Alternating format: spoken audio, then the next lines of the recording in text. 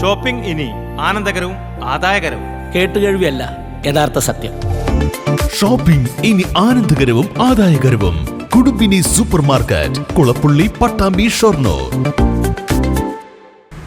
ഉദ്ഘാടനം കഴിഞ്ഞ് ഒരു പതിറ്റാണ്ട് പിന്നിട്ടിട്ടും പട്ടാമ്പി കുന്നംകുളം പാതയിലെ കൂറ്റനാടുള്ള വഴിയോര വിശ്രമ കേന്ദ്രത്തിന് ശാപമോക്ഷമില്ല.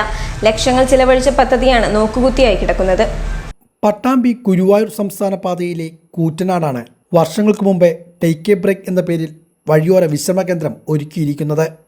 കൃത്യമായ ആസൂത്രണമില്ലാതെ ജനങ്ങളുടെ നികുതിപ്പണം വിനിയോഗിച്ചാൽ എന്ത് സംഭവിക്കുമെന്നതിൻ്റെ നേർക്കാഴ്ച കൂടിയായി ഈ ടേക്ക് എ ബ്രേക്ക് കെട്ടിടം മാറിക്കഴിഞ്ഞിരിക്കുകയാണ്. ഒരു ദിവസം പോലും ജനങ്ങൾക്ക് ഉപകാരപ്രദമാകാതെയാണ് കഴിഞ്ഞ 10 വർഷത്തോളമായി ഈ ടേക്ക് എ ബ്രേക്ക് ഈ നിലയിൽ കിടക്കാൻ തുടങ്ങിയിട്ട്. ഉദ്ഘാടനം കഴിഞ്ഞു എന്നതിനപ്പുറം ഈ കെട്ടിടം തുറന്നു പ്രവർത്തിക്കുവാൻ ഒരു നടപടിയും ഉണ്ടായില്ല.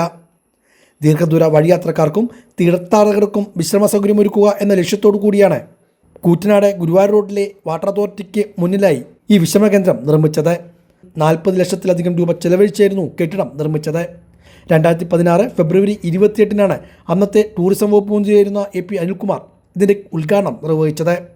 ഉദ്ഘാടനം കഴിഞ്ഞിട്ട് 10 വർഷം പിന്നിട്ടിട്ടും ഇത് പൊതുജനങ്ങൾക്ക് ഉപകാരപ്രദമാക്കുവാൻ അധികൃതർക്ക് കഴിഞ്ഞിട്ടില്ല.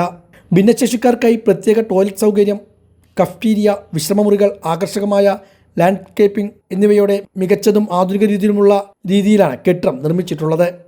ഇതിനോടനുബന്ധിച്ച് നിർമ്മിച്ച ഓപ്പൺ ഓഡിറ്റോറിയവും ഇപ്പോൾ ഉപയോഗശൂന്യമായി കിടക്കുകയാണ്. വർഷങ്ങളോളം അടച്ചിട്ടതോടെ ഈ കെട്ടിടം സാമൂഹ്യവിരുദ്ധരുടെ താവളമായി മാറിയിട്ടുമുണ്ട്. നിരവധി സമരപരിപാടികൾ ഉണ്ടായെങ്കിലും കെട്ടിടം തുറന്നു പ്രവർത്തിക്കുവാനാവശ്യമായ നടപടികൾ ഇതുവരെയും ഉണ്ടായിട്ടില്ല.